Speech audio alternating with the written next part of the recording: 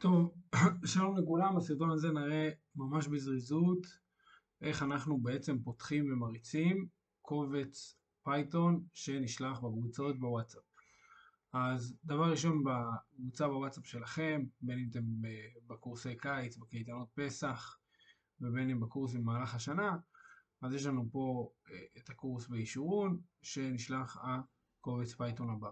אז לוחצים על שמירה בשם, אני דרך האפליקציה של וואטסאפ,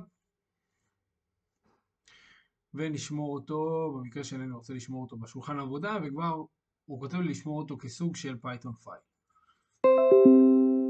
אז יפה, זה נשמר, ואם אנחנו נעשה רענן, אפשר לראות פה מצד ימין למעלה את הקובץ שלנו. עכשיו אנחנו לימדנו לפתוח אותו דרך ספיידר. אז איך עושים את זה? לוחצים מקש ימני בעכבר, ואנחנו אמורים לראות את האופציה של Edit with Spider. אנחנו ממש נראה את הלוגו של הספיידר כפי שאנחנו מכירים. עכשיו חשוב מאוד לפני שעושים את השלב הזה, זה לדאוג ולוודא שיש ספיידר מותקן כמו שצריך. מי שאין לו זה לא יעבוד. אז לוחצים Edit with Spider, מחכים כעת כמה שניות עד שבאמת הספיידר ייפתח כמו שצריך.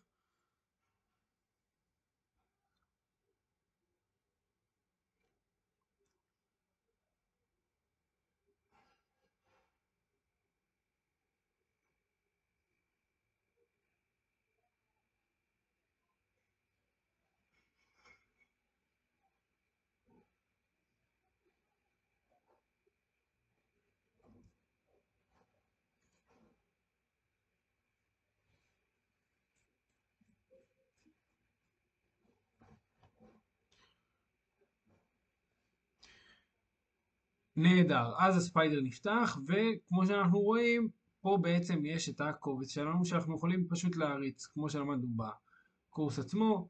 אנחנו יכולים לשים פה איזשהו קישור שאנחנו רוצים, פה איזשהו קישור, ואז להריץ בפליי ודברים יעבדו. בואו נראה, אני אנסה סתם משהו לדוגמה.